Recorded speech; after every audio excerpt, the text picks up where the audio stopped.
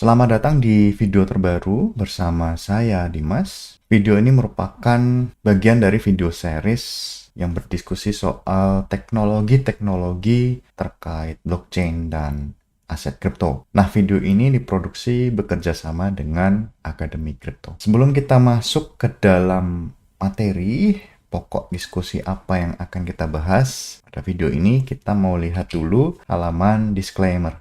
Berbagai informasi yang disampaikan di dalam video ini kan merupakan ajakan untuk menjual atau membeli instrumen apapun, melainkan untuk tujuan edukasi semata. Nah, nanti di dalam video ini barangkali ada penyebutan beberapa produk, nama-nama produk.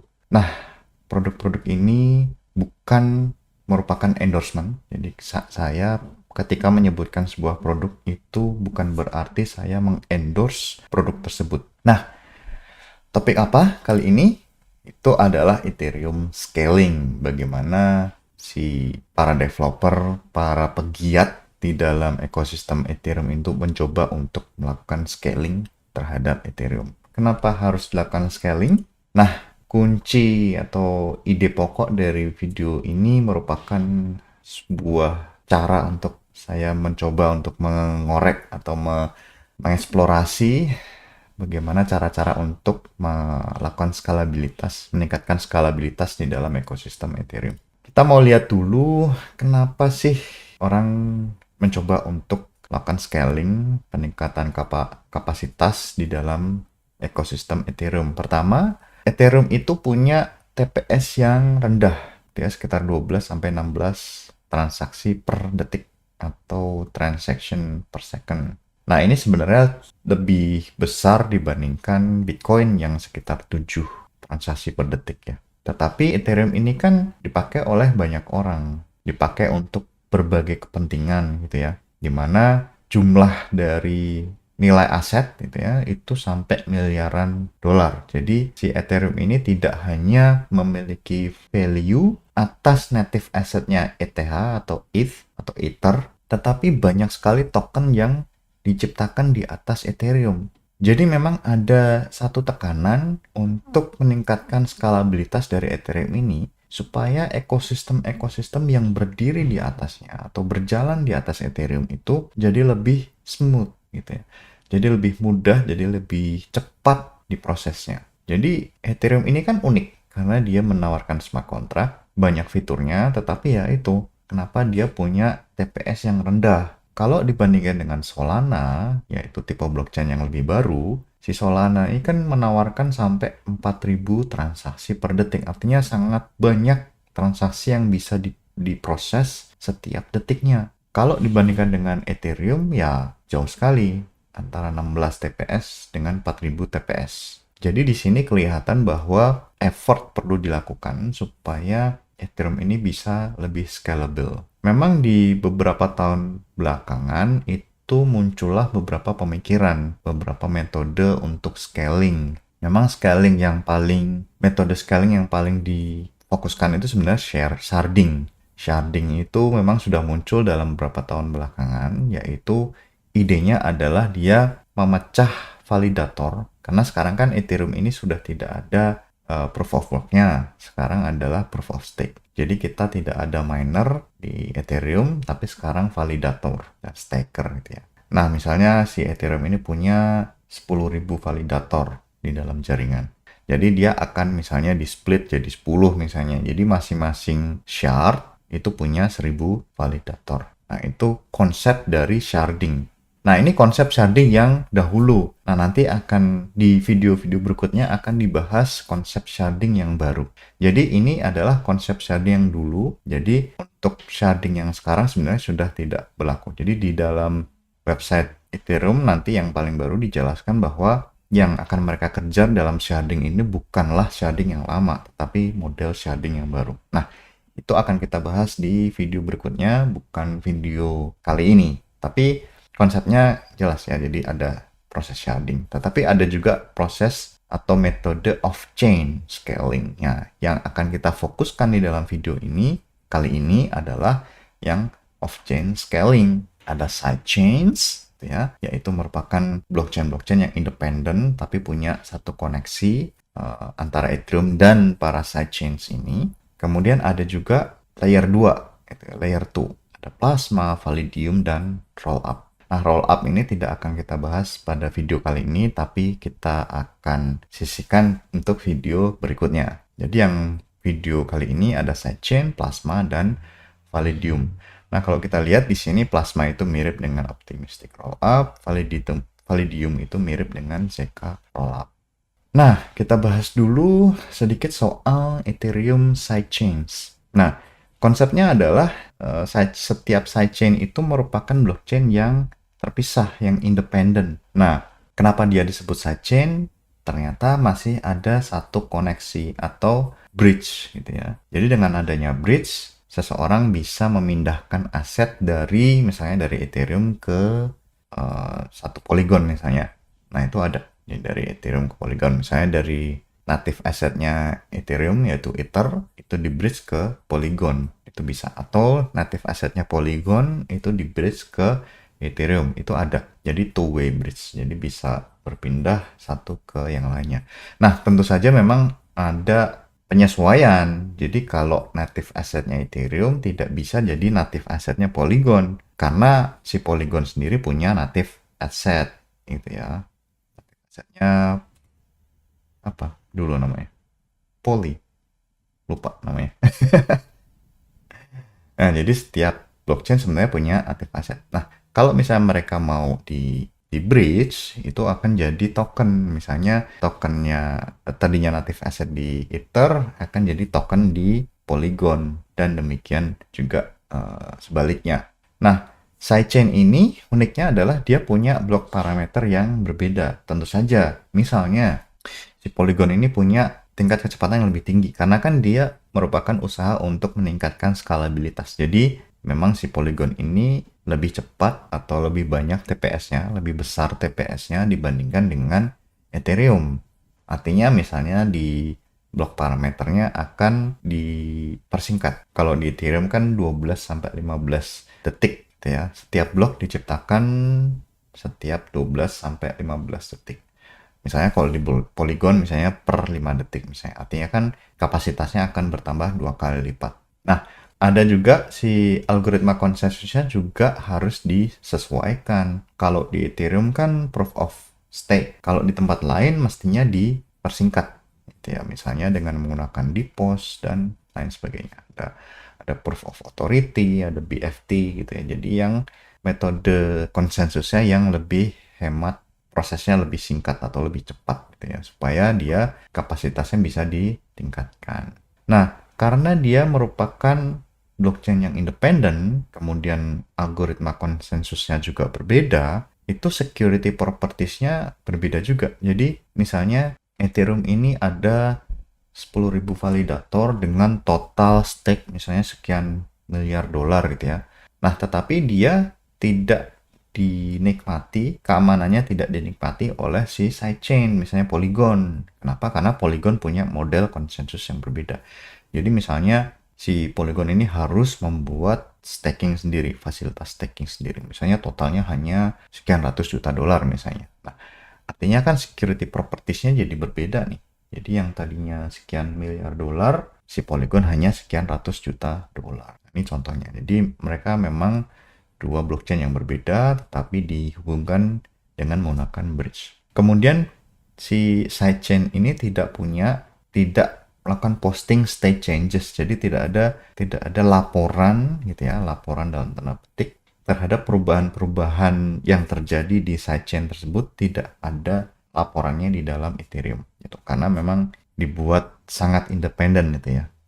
Nah, kemudian biasanya desentralisasinya dikorbankan karena supaya lebih cepat, supaya throughputnya jadi lebih tinggi. Nah, ini tadi sudah dibahas POA atau Proof of Authority, kemudian DPoS, gitu ya, kemudian BFT atau Byzantine Fault Tolerance. Contohnya Polygon, Scale, Gnosis Chain atau XDAI, kemudian Loom Network. Nah, ini sidechains. Sebenarnya masih banyak juga sidechain yang lain gitu ya, misalnya Ronin gitu ya. Nah, tapi ini contohnya hanya sedikit. Nah, pro dan kontranya misalnya teknologinya sudah established, misalnya seperti Polygon itu kan dulu mengcopy dalam tanda petik Ethereum, dikopi, dimodifikasi oleh Polygon gitu ya menjadi sidechain. Kemudian keuntungan lainnya adalah dia kompatibel terhadap EVM.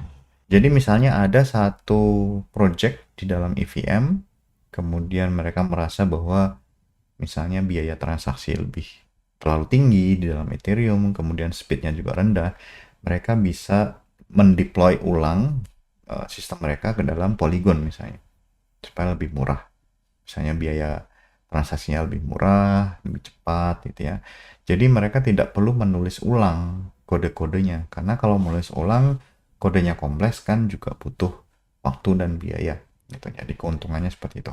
Nah, kemudian tadi juga biaya transaksinya lebih murah gitu ya. Tapi ya masalahnya ada trade off-nya di sini ya. Jadi kalau konsensus modelnya berbeda, di sini akan jadi kontra atau jadi trade off. Kemudian ini juga bisa karena dia kompatibel di apps-nya, bisa dari EVM, juga bisa beroperasi di Polygon. Jadi tidak dipindah tetapi diekspansi gitu ya. Jadi misalnya tadinya hanya di Ethereum, kemudian dia akan menjadi dua sistem atau dua ekosistem di Ethereum dan di Polygon jalan semua, itu bisa tanpa harus banyak effort. Nah, kontranya tadi sudah desentralisasinya berkurang, kemudian security guarantee itu tidak menikmati miliknya Ethereum, kemudian trust assumption-nya harus lebih tinggi karena desentralisasinya rendah gitu ya. Jadi mereka biasanya ada semacam trade off. Jadi misalnya si validatornya hanya 11 atau hanya ada 20 gitu ya. Misalnya di Binance Smart Chain atau di Tron itu ada satu delegate gitu ya. Jadi para staker itu harus mendelegasikan ke orang-orang yang sudah dipilih tadi gitu. Jadi total dari delegatornya atau delegasinya tadi hanya sedikit saja. Nah, kita beralih ke plasma. Plasma itu dia merupakan child chain, tetapi dia ada koneksi yang lebih kuat ke mainnetnya Ethereum gitu ya. Karena ada proof gitu ya. Kemudian dia mirip seperti optimistic rollup. Jadi kalau plasma itu dibandingkan dengan optimistic rollup. Nah, perbedaannya mungkin ini, datanya disimpan di operator. Nah, masalah dari plasma ini adalah data unavailability. Karena apa? Karena datanya disimpan oleh operator, tidak tersedia di dalam chain. Jadi kalau misalnya operatornya menghapus data dari semua yang berjalan di plasma, itu transaksinya tidak bisa divalidasi. Artinya apa? Kalau misalnya operatornya curang, itu transaksi yang tidak sah itu tidak bisa dibuktikan. Nah, itu kelemahan dari plasma yang nantinya itu akan diperbaiki di dalam optimistic rollup. Jadi ide dasarnya itu sudah mulai masak gitu ya, tetapi kita menemukan ada beberapa permasalahan yang ada di dalam plasma nanti akan disempurnakan oleh optimistic rollup. Nah, itu soal plasma. Nah, ini pro dan kontranya, high throughput gitu ya. Kemudian bagus untuk transaksi gitu ya. Kemudian adaptasi untuk beberapa use case yang unik.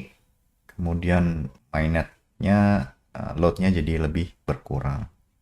Nah, ternyata di sini kontranya adalah hanya mensupport beberapa operasi saja. Jadi smart contract-nya tidak bisa jalan di plasma, tetapi nanti di optimistic dia bisa berjalan. Kemudian ada masalah soal liveness. Jadi networknya harus dimonitor. Kemudian dia bergantung pada satu atau lebih operator untuk menyimpan data, karena datanya kan tadi disimpan di operator. Kemudian withdrawal itu di-delay ya, karena harus ada challenges. Karena apa? Karena si para challenge itu, jadi transaksi ini dianggap benar selama tidak ada challenge gitu ya. Jadi tidak bisa dikonfirmasi bahwa transaksi ini benar. Kenapa? Karena dia harus melalui tahapan challengeable gitu ya. Harus, kalau misalnya ada yang salah, harus di-challenge dalam jangka waktu tertentu. Kalau sudah lewat ya lewat.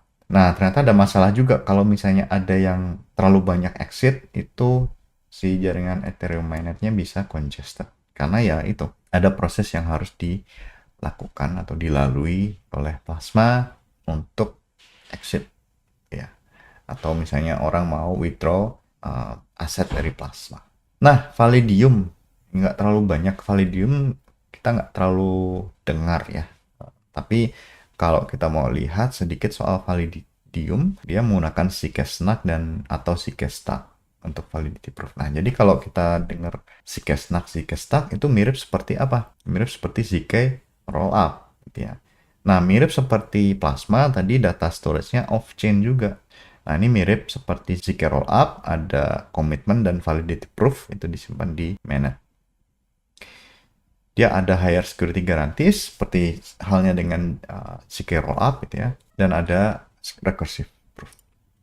Nah, kalau kita lihat di sini secara singkat gitu ya, di pro-nya mirip seperti Plasma gitu ya, dengan beberapa tambahan, misalnya validity proof-nya itu artinya sebuah transaksi tidak harus menunggu sampai challenge period-nya selesai, tetapi bisa langsung validasi dengan validity proof. Nah, cuma masalahnya kalau untuk memproduksi validity proof itu perlu ada special hardware, kemudian sama seperti Plasma, dia tidak mensupport smart contract, kemudian high computational power. Jadi si K-proof itu mahal untuk dioperasikan. Kemudian security model, lain-lain sebagainya. Jadi tadi juga datanya, data availability-nya juga ada masalah sama seperti Plasma.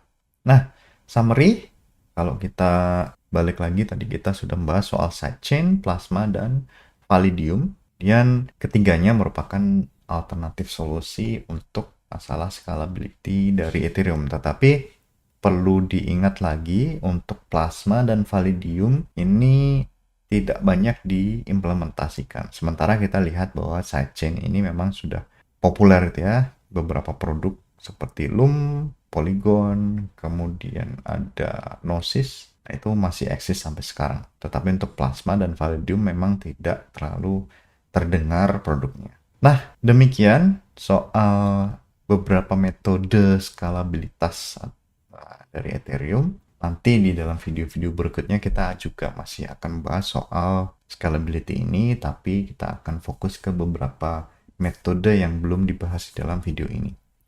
Terima kasih, sampai jumpa di video berikutnya.